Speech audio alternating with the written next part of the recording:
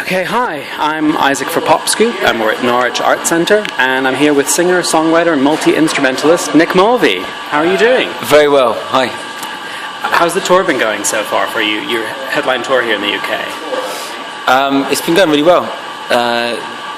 It's felt great to play to packed crowds, and we've been having a lot of fun. Yeah. And it's been a very busy year for you. I mean, to say some of the stats, you've released your EP, 2 singles off your forthcoming album, the first headline UK tour back in November. You supported Laura Marling. You've been named on the short list for the BBC Sound of 2014. And is there a highlight in there that you can pick out, or is it a bit of a whirlwind? Yeah, more of a whirlwind, or at least it's quite incremental. So. Every step counts, if you know what I mean. That's what kind of the frame of mind I've been in. I suppose I really enjoyed playing wise. I really enjoyed the Laura Marling tour. Okay. Yeah, that was really great. That was just lovely environments, really good audiences. And was that nice to sort of to play to audiences too that weren't there specifically for you, but that you could introduce them to your sound and your songs? Yeah, exactly. Yeah. And to take us back, what was the earliest or significant memory for you with music? Is there one? There's lots of early ones. Yeah, I mean, my dad playing Chuck Berry really loud in the kitchen. My mum singing to us, as kids, really young kids, and I had a lot of music as a real youngster. So there was a lot of songs before I could speak, really. Okay. So my earliest memories are full of music. And were your parents musical as well, or? Yeah. Yeah. They both are. Okay, so it was in the family and around you from a young age. Yeah, I think so. Yeah. And what was the point where you felt that music would be your life too? Did you know what? There was never a point when I thought that. It was more the other way around. I realised that music wasn't everything for other people. Okay. And I, with surprise, maybe about the age 12 or something. I remember that when I realised that. I remember just thinking that my brother didn't do music like I did, and I remember thinking, that's something, or Okay. And at the age of 19, you went to Havana, Cuba. Is that right? That's right. To study music. How was that, and how did you decide to do something like that? It was kind of sort of why not was the real decision. A friend of mine had been there. Okay. And he came back and just said, he told me all about this school called the Institute of Higher Arts, and he had just said that it had reminded him of me, or he'd thought of me when he was there, and I was exactly at that point looking to do something like I wanted to, different, and so I just went and knocked on their door and got involved. How was that? I mean, was it quite strict and? A lot of classes, a lot of rules. Not a lot of classes, but the approach to the classes. My teacher was very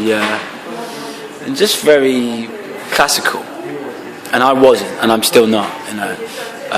He was very. I didn't. I'd never been a student of my instrument. I used to play like that on my, like most people do in their bedrooms, just like this, and then he picked up the instrument, put it there. Play it this way. Yeah, very classical. So. That jarred at first, plus I didn't speak any Spanish and it was all in Spanish, and so I learned to speak a bit of Spanish quite quickly, and you'd have to I was in the deep end, but the evenings and the stuff outside of the classes was instantly on my level, with a lot of exchange of music and different kids of different nationalities and loads of I guess, as well. Lots going on, so that was quite a rich time for me. It's good. And is that where you got your your style of playing too? I mean, you said that he was more classical and you not, but I mean, your percussive style and your. Recently I remembered some patterns that I'd written when I first started playing the guitar as a kind of 16-year-old, and they were funny to revisit because they all have the same principles that I've ever cared about since then. So it was funny to see those principles present and alive before any of these experiences happened. Okay. So these experiences, like the principles led me to them, then the experiences reinforced the principles, and then the principles led me to the next ones. So, interlocking, weaving patterns I was doing when I was 15. So then, therefore, it was no surprise that I loved African music when I heard it, because it has interlocking, moving patterns as opposed to static strumming, or it has motion in the music. Yeah, so the seeds were there already. Yeah, and it just gelled. So totally. It's not a stylistic thing, but it's a question of the actual mechanics of music that always appealed to me, that are sort of beneath the genre and style. Yeah, and then you studied at SOAS, the London School of Oriental and African Studies. I'm in London, and you joined together and you formed Portico Quartet, the jazz collective. What brought you to your musical instrument that you played there, the quite unique hang, or the hang? Yeah, essentially it was chance, because we stumbled across it at a music festival, Okay. Yeah, and but I mean it was chance initially, and then it was total infatuation, because I loved the instrument. I couldn't believe it. All of the drums that I played and all of the hand drumming and stuff, I could instantly transfer to this without any extra skill, and I was making this melodic music. Yeah, progressive and melodic at the same time. Yeah, because about it. Like a xylophone, you're like a drummer, but you're making melodic music. Yeah. It has tones. So the hang drum, with its very special tone, instantly appealed, because it was like you didn't have to know anything extra, but you got to play it. You got loads more sounds. So I completely fell in love with it, and then from that, eventually, Portico Quartet kind of came together. Okay, and do you still play it at all? Or? Not really. It's not ruled out, but because I left the band and they were still touring, so it made sense for me just to leave them with the instruments, and they could keep touring, and Okay, but you haven't wanted to sort of include any of it. When I left the band, I was quite tired of it, because it was just brilliant for 4 years, but for a limited instrument, I needed to move on. So I wasn't that interested in playing it for this record and where I'm at now. And what was the spark that made you think, I want to go solo? I want to play my own songs and my own lyrics. Well, it was kind of like I always knew that I would at some point. Okay.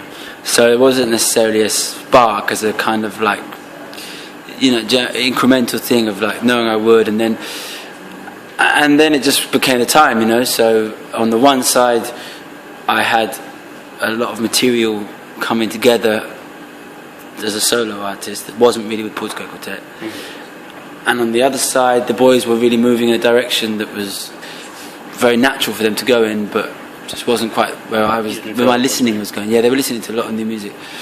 So the two sides really kind of made it a very clear change. And you had the guitar skills, of course, beforehand. The singing, is that something that you've always done as well, or did you have to sort of perfect that a bit? Well, that was one of the reasons that really kind of motivated me to leave the band, was knowing that at that age, 26, I wasn't any more developed a singer than I had been at 18.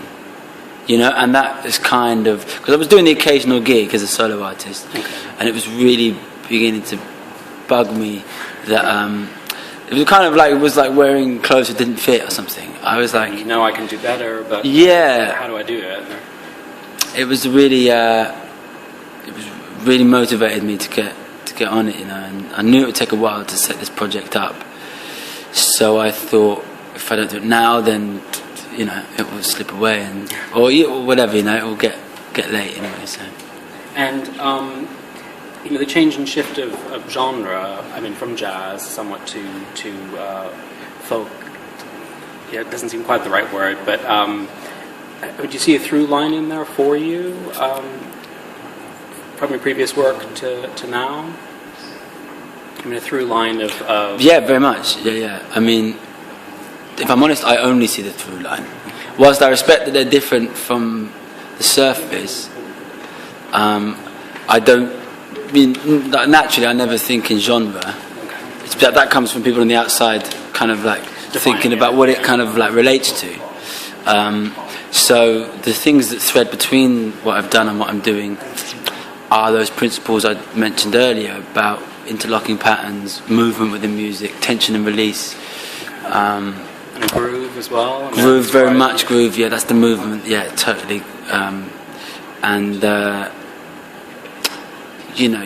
Kind of expectation and fulfillment within music. Those principles, I see. I do the same things on the guitar as I used to do on the hang drum.